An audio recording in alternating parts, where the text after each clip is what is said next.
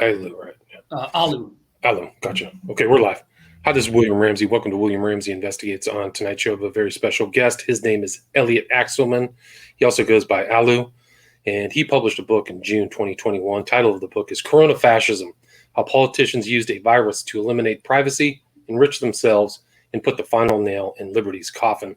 I just read the book. It has chock full of information and facts about this whole Corona situation, and he can talk more about that. So, Elliot, are you there? Or Alu?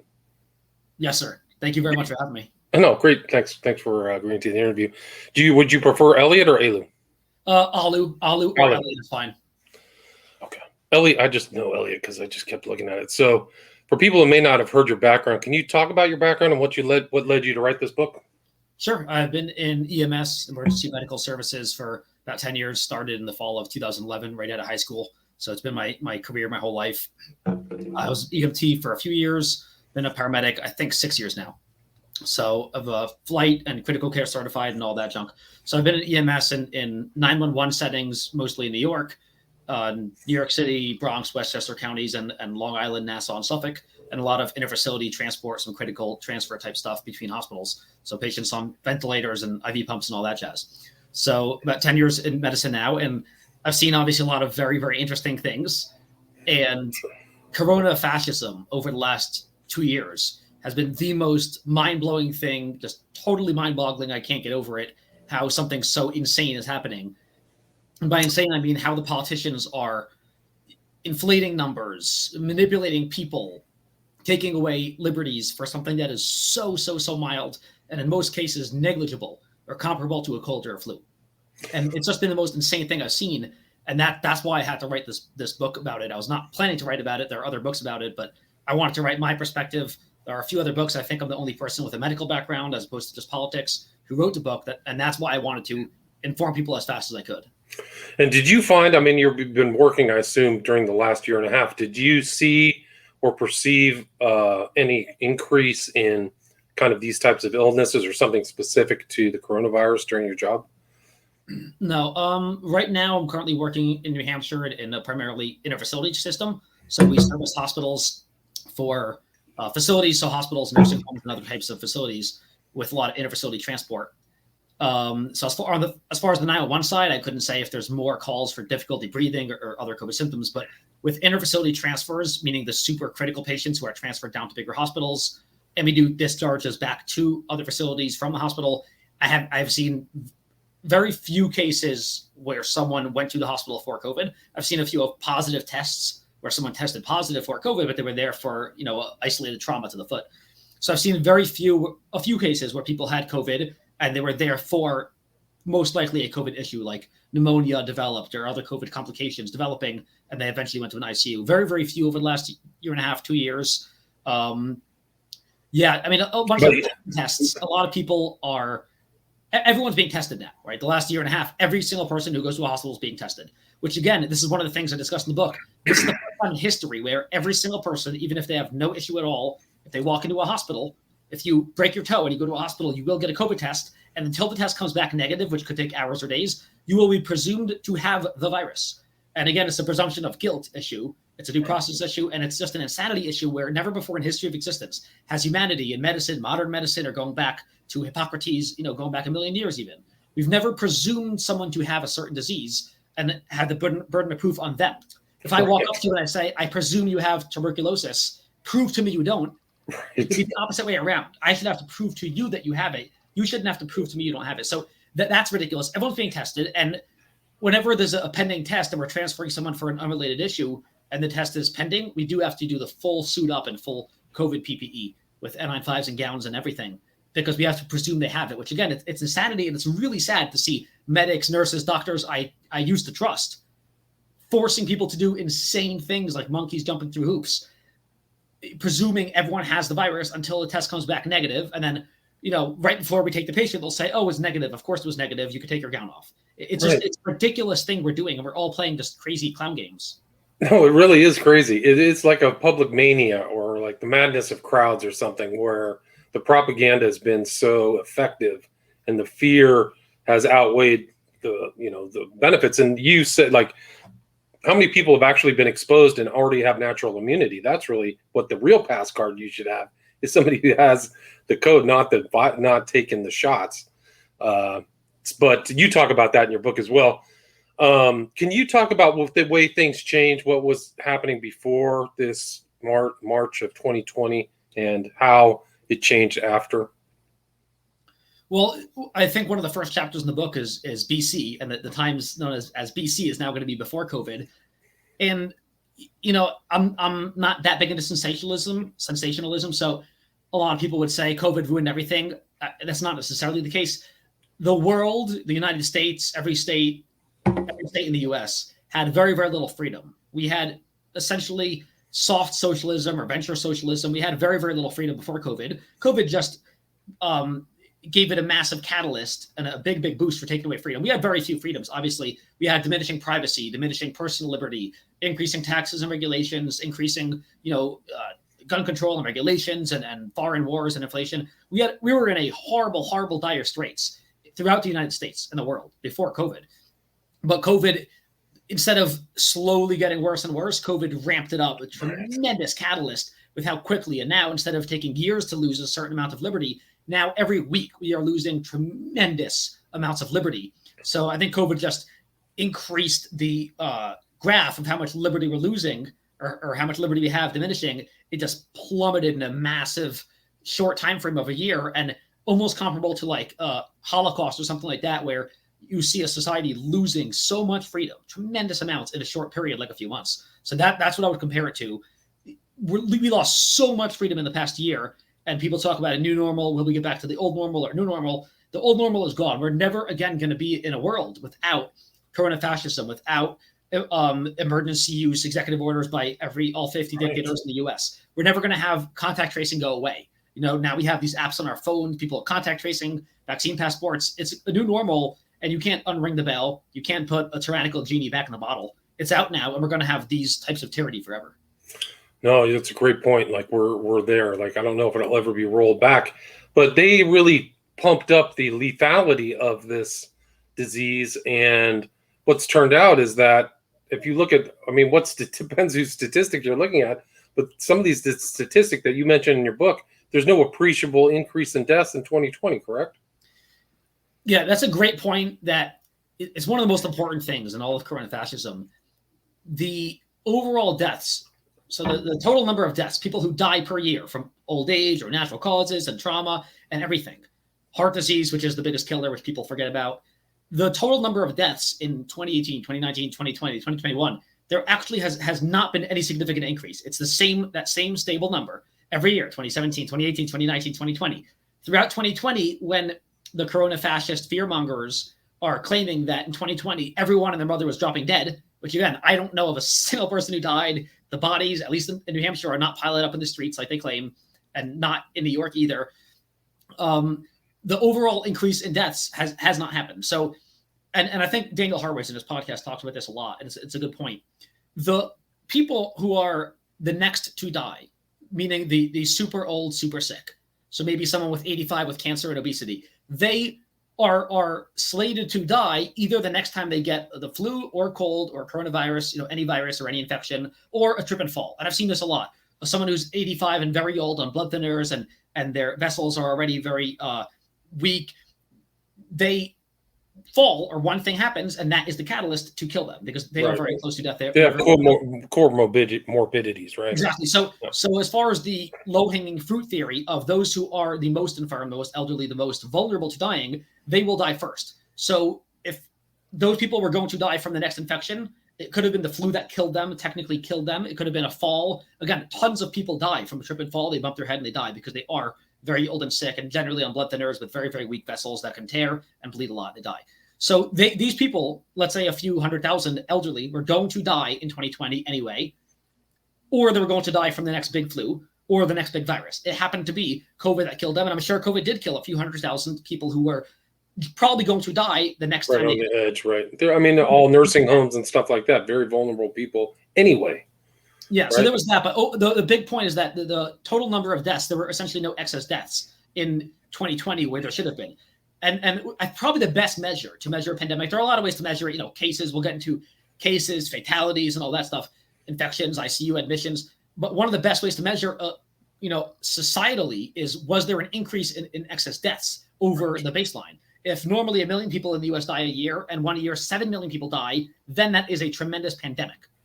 If 1 million people die every year, and next year 1 million people died, just less of the flu but more of COVID, that's essentially negligible. It's meaningless. It means that instead of flu, which we know from all the statistics, the flu disappeared by around 99%. So again, because of the viral competition, for some reason, COVID boxed out the flu.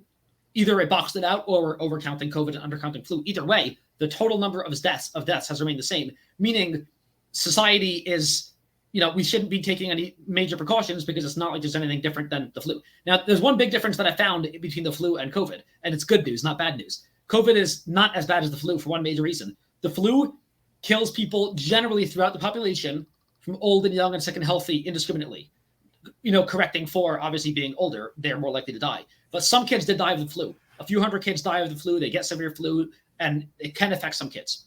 COVID spares children. COVID is just something, either it's the ACE2 inhibitors in the lungs, it's an enzyme that you only get in puberty and when you get way older. For whatever the reason is, I don't know. But kids essentially get almost never get COVID, almost never get severely ill if they do get it, and almost never spread it. And there are tons of studies throughout the book that prove this. So as far as everyone, consider it very similar to the flu. All the statistics on how infectious it is and how deadly is very similar to the flu. So the flu could kill 80,000, COVID maybe could kill 80,000 too, but not 600,000 like they claim, and we'll get into their stats later, and not millions and millions of bodies piling up. The one big difference is the kids are less vulnerable. Now that the flu is gone and COVID replaced it, kids are literally safer now. So we should be less nervous and paranoid about kids playing outside and licking the dog and eating off the ground and being with 100 other people in a small room and hugging and kissing people. We should be less nervous now because COVID does not affect kids as much as the flu. So that's the one big difference. Right. And I mean, you have a chapter in your book where they're doing the opposite. We need to do these regulations to protect the kids. And that's always kind of in any situation, whether it's Corona or not, that's the Washingtonian kind of excuse. We're doing it for the children. We're keeping the children safe, because everybody just responds, oh yeah, we got to keep the kids safe.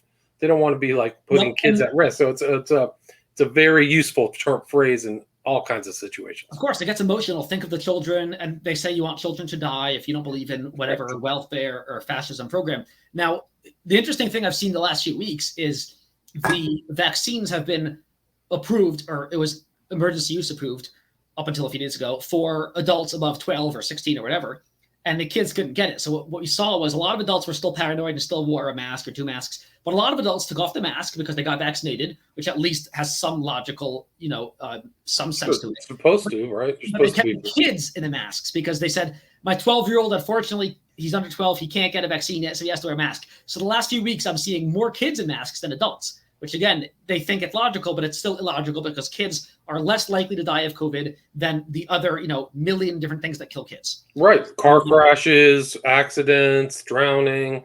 You probably more likely to have your kid die by a lightning strike than COVID. Like they've probably been exposed to, like that's really the other thing is like they've already beat it, but or at least there's some, right? But you talk about how the masking itself is even of questionable effectiveness, right? Yeah, well, there are two big things: effectiveness and safety. And as far as the masks, whether they're effective, the different levels are just cotton homemade masks, which most people who look at any data or just have any common sense agree that they're roughly 100% ineffective. They have essentially zero effect, the cotton homemade masks. The surgical type masks that medical people do wear in surgery in a lot of environments is what we wear at work for the most part, unless we have to wear it on 5. Those probably have roughly zero protection against COVID as well for a few reasons, but maybe 5% effectiveness against COVID, which is still, in this context, it's still negligible. And then N95 masks, some say could have a little bit of effect against COVID, but still generally pretty ineffective. I don't know if it's 30 or 40% effective, but generally even N95 are, according to all the studies on the flu, which is similar but a little bit bigger than COVID. Now that the COVID molecule is a little smaller than the flu, it's going to be obviously going to penetrate the N95 masks even better. The N95 masks, I think it was 0.3 microns, but I believe the COVID molecule, the one particle could be 0.1 microns, so still way smaller than the holes. So think flea going through a chicken wire fence. It's really not going to do much to stop it. So even N95, according to the studies, does not protect against the flu, meaning definitely doesn't protect against the COVID. So all the masks don't work. And most people out in the stores in Walmart are wearing surgical masks, and around half are wearing the cotton masks. Totally doesn't do anything. But so there's the efficacy, and then on the other side, there's the safety. Is it safe? What we heard for the last year and a half from a lot of the elites was that the masks have no downside. There's no negative consequences. So just put on the darn mask. Think of the children. Think of the old people. Don't be selfish. Don't kill people. You're being evil, Alu. Just, don't kill people. Wear the mask. There's nothing wrong with it. There are, and in the book, I go through a whole bunch of issues with the mask. On a simple level, without getting into biology, we breathe in oxygen and we do metabolism at the cellular level, and we exhale CO2, the byproduct. CO2 converts to carbonic acid. It converts to acid in the body. If we can't exhale CO2, our CO2 levels increase, and we become acidotic. So our pH goes down. We become more acidotic because of carbonic acid buildup. So the less anything restricting breathing, and this is, by the way, why most chokes kill people. Most chokes either can, if you can't breathe out or if you're suffocating, it's the oxygen can't get in, but probably more so is that the CO2 can't get out. So if you were choking on something, you couldn't move air in or out. They're both bad. You do need oxygen, and you do need to get CO2 out. So the mask restricts both oxygen intake, and I have a study in there of even surgeons, even with surgical masks, it does decrease the oxygen within, I believe, an hour. It decreases your oxygen saturation. Now, you can compensate if your heart rate increases, your breath rate and depth increases, but again, you're forcing people to work harder. So the oxygen can go down, the CO2 can go up because it's elevated. Also, it makes a moist, humid, warm environment, which is exactly where viruses and bacteria want to be. I think the more warm and humid environment, I believe it's better for bacteria and viruses to stay alive and eventually get deeper. An interesting phenomenon also is that when you're wearing a mask, and even me, who's literally in peak shape, I'm running 5 miles, boxing, I could box for an hour straight and all that stuff. Even me, when I put on a surgical mask, it makes my breathing a little heavier. Now, put on some gear and walk upstairs or lift patients or start running around like people are doing with their masks all day, and you're going to be breathing deeper, right? You have to move more air in and more air out because you're restricted now. As you breathe deeper, a deep breath, that takes all the junk that was on the mask, because the mask is dirty because you put it in your pocket, for the last month. Like even doctors and nurses and medics and lay people are using masks for months at a time. Right. It has obviously tons of bacteria and viruses on it. But now you're not only breathing them, so you're bringing the virus instead of here, you're bringing it right to the entrance of your airway. Not only are you bringing it, giving it a free ride to the entrance of your airway, which is your mouth area and your nose, but you're taking a super deep breath, which can draw the virus and bacteria all the way to the bottom of your lung, your alveoli, your terminal cell, where the airways end. And, that's obviously the border with the blood. So if you want to guarantee pneumonia, guaranteed infection with, put it into all the way to the bottom of your lung, that's probably gives it the highest chance of actually infecting you. So that's why we might be seeing a ton more pneumonia. And this is my theory. I don't know if there are studies on this yet, but you're bringing viruses and bacteria all the way to the bottom of your lung by bringing it here and then taking a huge deep breath. So those are just a few of the issues with the masks. Also, just the chronic, for the last year and a half, hypoxia, low oxygen, hypercapnia, high CO2 because you can't get the carbon dioxide out, that we don't know. There are not a lot of studies, I don't think, in this context of chronic, mild, because it's not, super severe hypercapnia and hypoxia. People aren't, dying of oxygen sat below 60s with masks. I don't think that's happening very often, but mild, even an oxygen saturation of 90 or 85% for a few hours a day for a year probably can do some form of brain damage to you. And, with COPD, you probably see some of this, but there are hypoxic brain injuries for sure. So are we now the symptoms of mild hypoxia? And again, I've seen some of this with patients and with myself, mildly low oxygen or mildly high CO2. You can have mild symptoms. You will be lethargic. Eventually, you'll be weak and tired. You could be dizzy, irritable, anxious, maybe any altered mental status, maybe angry, irritable, maybe happy. If your oxygen is a little bit too low, like 90 or 85 or 80. And I've seen patients that are around 80, 75%. Their oxygen's so low, their brain's not getting enough oxygen, and they start becoming super irritable or super anxious. And I gave them oxygen, and they calm right down. So you can have some of that as well. So what's interesting is people who are getting weak or a little bit, weak or dizzy or forgetful or anxious, they might think those are COVID symptoms or something else, but it could just be the hypoxia or hypercapnia. Right. So that's another big issue. Right. And they've changed their standards on masks, right? Hasn't Redfield and some of these other characters said, masks aren't helpful, so why are they mandating it? Yeah, I mean, the moving over the goalposts and the switching back and forth between it's a consensus, it's settled science, also the science evolves every day. The next day it's settled science, then the science evolves every day. The moving of the goalposts is one of the great themes throughout Corona-Fascism. Yeah, the CDC director, Dr. Robert Redfield, said, I believe he said the masks don't work. A bunch of other health officials, including Dr. Lord Fauci, said himself that masks don't work. And then, a few months later, they changed their tune because they realized that instead of practicing actual scientific method type medicine recommendations for public policy, let's make Corona-Fascism and scare the people with paranoia. So they said you need to wear masks. Then Fauci said 2 masks. Then he said wear goggles. That didn't really catch on, the goggles thing. Right. But he did say it at a point, because technically mucous membranes in the eye and all over can accept the virus. You can catch it. Most viruses probably a few mucous membranes. So technically we should wear goggles. And at work, a lot of hospitals and nursing homes do want us to wear eye protection when we enter. So, again, if you're going to be logically consistent, you should wear a full 100% N95 super duper level 3, whatever the highest level PPE is, with N95s and face mask and all that stuff, if you're going to be consistent, because COVID is, again, the smallest of all of the viral particles. So, yeah, it's incredible how they switched from don't wear a mask, stop buying masks, to everyone has to wear a mask 100% of the time. And then they kept moving the goalposts, right? They said wear a mask until we can get herd immunity or the vaccine. Then the vaccine was approved a few months ago. Then they said, well, you still got to wear a mask because we need 2 shots, not really 1. You need 2, just 2 doses, no problem. Wear the mask until we get 2 doses. Then they said that this Delta variant. So this vaccine doesn't work against the Delta variant at all. So keep wearing a mask forever until we get a vaccine for the Delta variant. Then they said, if you said, why get the vaccine if the Delta variant is the predominant variant now? Why get the vaccine if it's useless? Then they say, no, it's not useless because it's still totally useful while being simultaneously totally useless. And here's how. Because if you get the Delta variant of COVID and you have the vaccine, maybe you won't get such, as severe symptoms, maybe, but you can still totally get it and spread it and die of it. Even with the vaccine, you can still contract it, still spread it. And that's what they're saying. So at the same time, the vaccine, even if you get it, you can still get it, die from it, and spread the virus. But you might be a bit more likely to get it and spread it and die from it if you don't get the vaccine. So for that tiny difference against the Delta variant, you should get the vaccine, but also get the 3rd dose and also get the Delta variant type. And again, I think there are going to be vaccines, either different variants or different doses, different boosters of vaccines going forward every month. Perpetuity, in perpetuity. There's too much money involved. Yep. And I think they're deliberately confusing people. I think they're actually there's a method to their madness in that regard. I do believe that that's part of it. And why should we trust these experts who are revolving door guys who have been in private practice and all? I mean, some of these guys, are they trustworthy? Yeah, I don't trust anyone in DC. Anyone who's been in DC for more than a decade, I don't consider them a doctor. I'm sorry. Did Dr. Fauci go to med school and get an MD? Doesn't matter to me. If you've been in DC for 50 years, which I think he has 50 years or 38 years, him and Birx were in DC for a total of like 40 years, I think.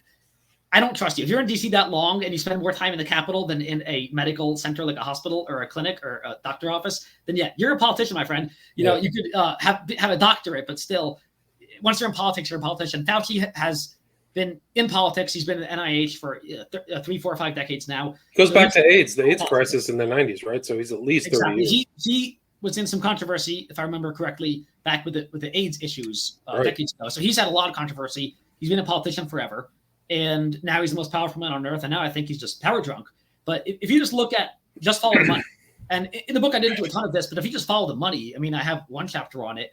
Look at who's made billions over the past year. And again, I think I'm optimistic that the American people and people all over the world are not that dumb. They understand what follow the money means. They understand when the CCP, China government, makes billions and billions or trillions because almost all the masks and gowns and gloves is manufactured in China, even if it's made by 3M or some big company here. You know, a lot of their factories are in China. Right. If China is making billions, if 3M is making billions, Moderna and Pfizer are making billions, most people understand what follow the money means. They get the concept. They understand Xi Jinping has made probably trillions off this. He also had a lot of other benefits of Corona-Fascism, whether it was leaked from the lab on purpose or somewhat on purpose, or they were developing a bioweapon and that leaked, whatever it was.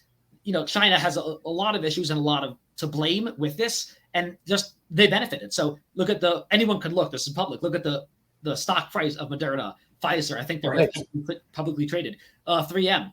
They're making $1 billion a month, like incredible stuff. Projections for next year is more, 30 billion, extra 30 billion just off the viruses, the vaccines, and then if they get the shots in perpetuity every 2 months, that's guaranteed cash flow. Now, people don't necessarily realize this because they're not paying for it, right? When I go to get the vaccine, I'm not paying because it's government subsidized, so taxpayers. So taxpayers pay, and it's indirect. The government uses money from taxpayers, or more accurately, from borrowing or printing money. They're using money to give Pfizer or Moderna or J&J billions and billions and billions, or subsidizing it via the pharmacies. And then people get the shots and they think, oh, it's a free shot, free healthcare.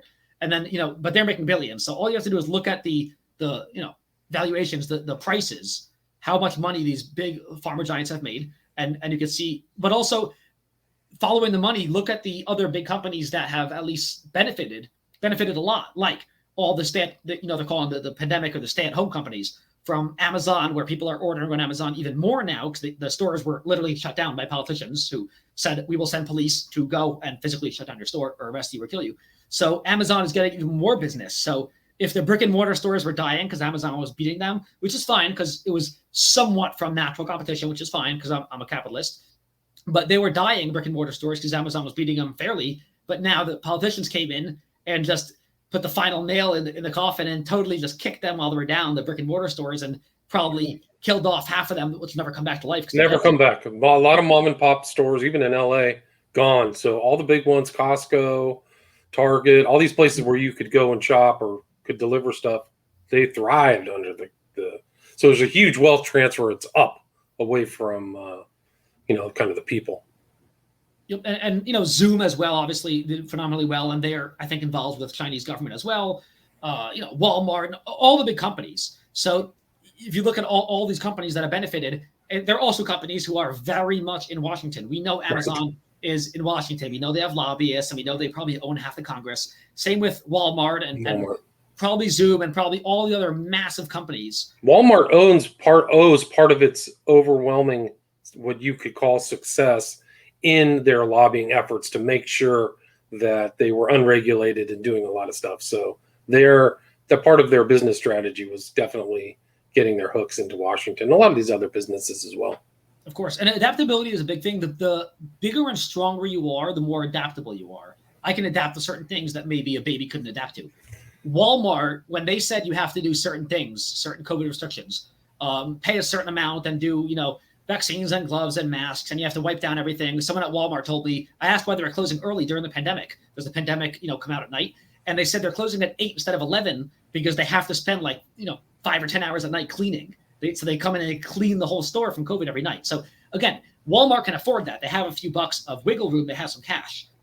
But the mom and pop shop that sells similar stuff locally in my town cannot adapt. They can't spend 10 hours at night cleaning the store. They can't afford it. So they get put out of business. So it's things like this where the adaptability, where Amazon doesn't really have the brick and mortar stores Walmart does, but the big companies can adapt so much easier. So when you do certain, minor inconveniences, it kills off the smaller ones. If there's 2 feet of water, it kills off the toddlers, but the adults are still alive because they're taller, because they're bigger, they can adapt better. So that's another interesting concept we saw happen the last year and a half. Right. And also the other thing was these huge, bills that were passed, these, emergency bills, $1 trillion bills, bailout bills really for Wall Street. So you saw even more wealth transfers. The people got a little bit of money, but the government made sure that Wall Street was taken care of, correct? Well, I think with all these stimulus bills, the big stimulus omnibus bills, I think the federal budget every year, the federal government spends about $5 trillion.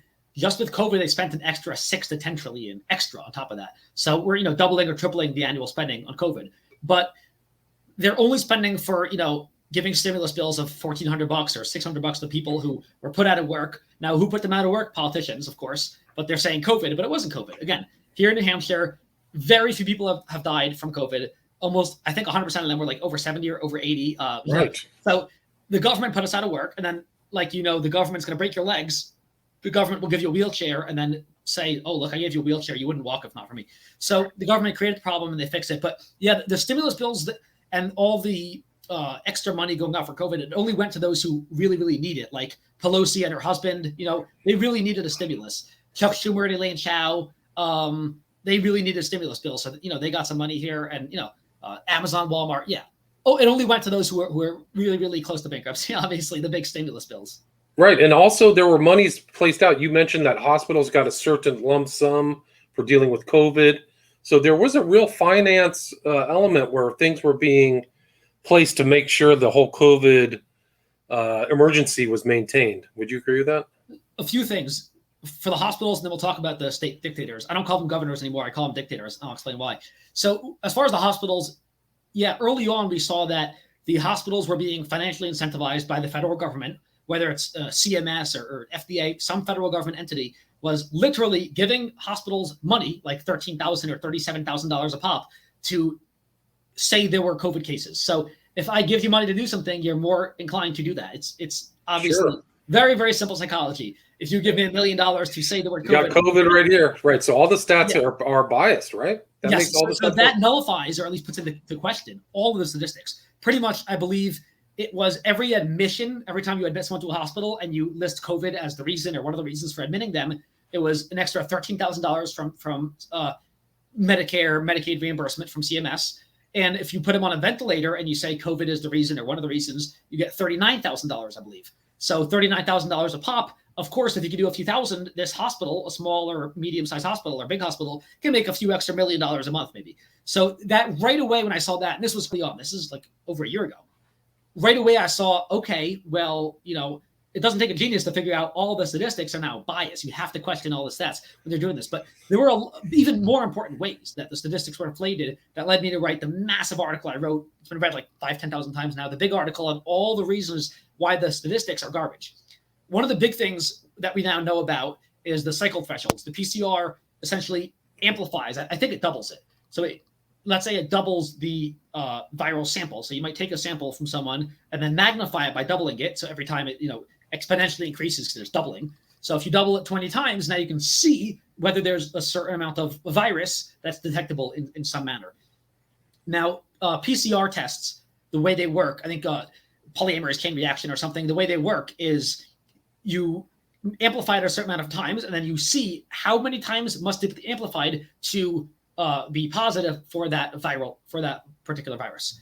In general, I think in the past, from what I've read, it's recommended to do around 20 or 25 cycles of amplification, and then you can see if there's a virus. With COVID, it's now public knowledge that they were doing it 35 or 40 or 45 times. They were amplifying it, meaning you're going to get some error, some bias in there, because it'll be obviously if there's less viral load or no viral load, it'll amplify it so much that there is. And this is what they've been doing forever until Biden was elected. The day Biden was elected, changed. There's no more need. The WHO, the World Health Organization, officially came out and said, "Oh, we finally realized we were making a big mistake. We're overcounting, by who knows how many percentages, like 1,000%. Let's go down to like 20 cycle thresholds instead of 40." Obviously, like the day he was inaugurated, I believe, the day he was elected. So obviously, there was that. But just that made me realize, okay, and people were testing inanimate objects, a chicken or a rock or a piece of fat. I heard that, yeah. Positive for COVID, yeah. Like things that there was like zero chance it had COVID. Like, a chicken probably could have COVID, but they were testing things that were like essentially sterile, things that could not have COVID. And it was positive because they were amplifying it so much. So right after that, between that and the hospitals being paid to literally call it COVID, I realized that the statistics realistically could be inflated. The statistics we're seeing might be overcounting by a factor of multiplied by 10 or 100 or 1,000. So they really might be 1,000 times less cases and less COVID deaths than the official statistics, because the ridiculous insanity they're doing by amplifying it so much with the PCR tests, with calling everything COVID and giving them $39,000 to call it a COVID case. Just the incentives are all mixed up. Yeah, it's all. And the third massive thing that was, probably even more important was they were calling everything COVID. And there are quotes throughout the book of respiratory therapists and doctors and nurses saying they were calling everything COVID. And here's how they do it. Pretty much in medicine, there are various symptoms, right? Some are more common, some are less common. Let's say there are 50 big symptoms. There's chest pain, headache, other pain. There's difficulty breathing. There's anxiety. There's rapid heart rate, slow heart rate, rapid breathing, slow breathing. There are 50 symptoms. Some are very common. A headache is very common. Feeling weak or tired is extremely common. 99% of diseases or ailments can cause feeling weak or tired, right? A rapid heart rate, meaning a rate over 100 is considered rapid in medicine. A rate over 100 is probably prevalent in 95% of ailments that bring people to the hospital, right? So if you're in a hospital, probably 95% of people at some point during their stay have tachycardia, which is a fast heart rate, right? What they did is they progressively expanded the list of COVID symptoms that are, part of the COVID symptom set, from just difficulty breathing, because it generally gets in the lungs and gives you pneumonia, from difficulty breathing and cough to also headache, also weakness, tachycardia, bradycardia, tachypnea, hypoventilation, anxiety, this, that, the other, diarrhea, nausea, every single thing, chest pain, pain anywhere else, any headache, any cough, any single thing in the universe, every symptom, which are all very general. They said, okay, it's COVID. So every person in the hospital, and this is where it got really crazy, they're saying, you don't even need a test anymore, because now if someone has tachycardia, if their heart rate is over 100, it is 100% COVID. You don't need a test because we know for sure it's COVID, right? Everyone who has a heart rate of over 100 or a breathing rate of over 20, which again, 99% of people in the hospital will have a breathing rate over 20 and or tachycardia. Let's call it COVID. So once I saw the official documents come down from the federal government telling hospitals, if someone dies and during their big hospital admission, which was most likely sepsis, not like most people die eventually of sepsis right before they die, they have sepsis. So part of sepsis, most people have tachycardia, low blood pressure, weakness, which are all part of the symptoms of COVID now. They're saying you don't even need a test. Even if there was no test on the death certificate, write COVID because they were tachycardic. So anyone who at any point in the hospital had a heart rate that was fast or slow, which again is everyone, and then they died, call it COVID, even without a test. Right. And that's when I realized literally 100% of deaths could be attributed to COVID, meaning we're just in a clown world. So I don't know what to do. Right. But I mean, I think you're right. And I think it's correct that this panic was used by the politicians for a variety of reasons. One was to get rid of Trump, right? Yeah, I think at some point, I don't know if it was totally planned or not planned, but it was definitely used. Maybe the politicians are opportunists. They used this, which is to be expected, against Trump. And we knew from the beginning, this, I think anyone who follows politics knows, because I've been, analyzing and writing about politics for years now as well. We know they're going to use it against the incumbent president, which is natural. When Afghanistan happened, the right uses it against Biden. Whether it's warranted or not, probably, but you're going to, obviously, if something bad happens, you'll blame the person in office. Now, with Trump, because the radical left, the elites, the media, all the institutions, popular culture, they're all on the side of anti-Trump because they've literally said Trump is worse than Hitler. They were going to do anything necessary to get him out of office. From the beginning, the narrative was the same, regardless of the facts. That what they were saying in the media was Trump mishandled COVID. Trump mishandled the lockdowns because he prevented travel from abroad. Although I think, the left said he should have shut down travel from abroad from China and the areas with a lot of COVID. Then when he did it, they said you're a racist for doing it, of course, because they're constantly moving the goalposts. Right. But they said he did everything wrong from the handling of COVID and the travel and the restrictions and the masks and the vaccines. They said he did everything wrong along the way. He got the vaccine. He, working with the private sector, for better or for worse, got the vaccine developed in record time with Operation Warp Speed. And the left gives him still no credit. We all know Kamala Harris and Biden and all the left said they wouldn't take the vaccine if it was done while Trump was in the White House. As soon as he leaves, they say the vaccine is God's gift to Earth. So, they can have it both ways. But yeah, we saw, especially with the scaring people from voting, in order to maximize mail-in voting, which we know it's the best way to cheat, right? Because mail out tons of mail-in ballots, bring back in, you can harvest them and bring back in 50 million votes in every state.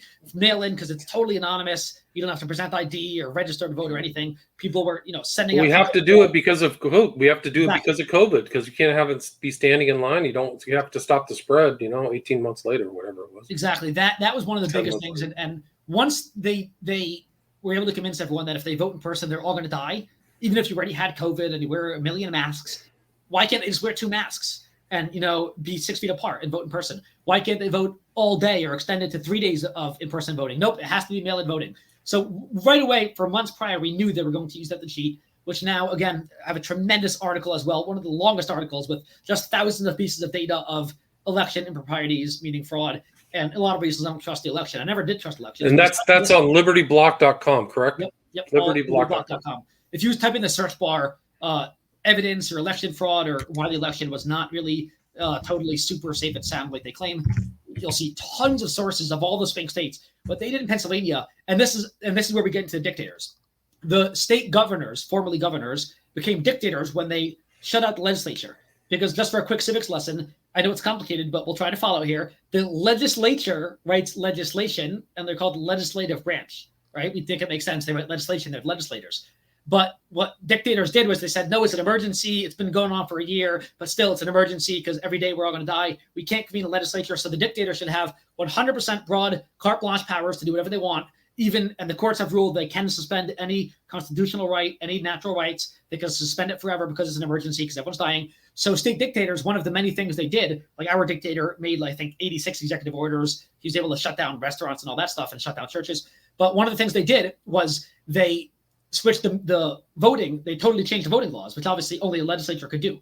According to the U.S. Constitution, only state legislatures can switch voting laws, like allow for mail-in ballot or extend a few weeks in advance and a few weeks post-election, extend the voting timeline. So dictators in, I think, Pennsylvania, Dictator Wolf did this, and North Carolina did this, and I think a lot of the swing states did this. And, sure enough, they won Georgia, they won Pennsylvania, Wisconsin. In a lot of these states, the dictators single-handedly, meaning illegally, extended voting, allowed for mail-in voting, allowed for the votes to be counted, even if they had no signature and they weren't mailed into the vote in time. So the state dictators also assisted in this whole national election boondoggle. And it was all under the guise of COVID, because we have to have mail-in ballot. And now with HR 1 in Congress, which they're going to pass, they're going to make it like the 2020 election forever, saying COVID's going to last forever. Let's have mail-in voting forever so Democrats can cheat forever. Right. So, I mean, that's it. So you're seeing COVID as a means in to panic people, fear, move money around, take power. So it's been very useful. Where's the best place for people to get the book, Corona-Fascism? It's complicated, but right now it's on Amazon. If they go to Amazon and they search for my name, they'll find the book. But I self-published it, and then when initially the title Corona-Fascism, Amazon KDP took it down. They blocked it because the title Corona-Fascism triggered their censors. So I went to a publisher, Defiance Press and Publishing, did pick up the book, and I'm grateful they're publishing the book. On September 7th, they're officially releasing the book, and it'll be under the real title, Corona-Fascism. They're releasing it. It'll be on Amazon.